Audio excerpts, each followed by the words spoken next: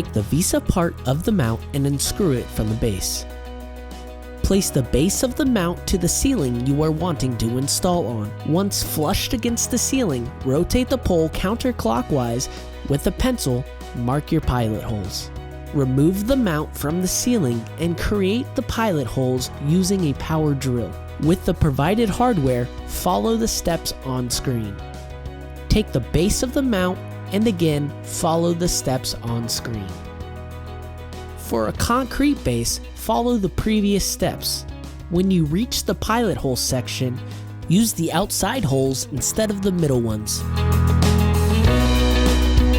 Use the provided anchors to secure the mount to the ceiling.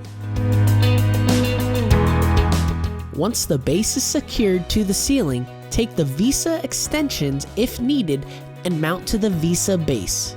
Use the provided hardware if necessary. Take the VESA plate and attach it to the back of the TV.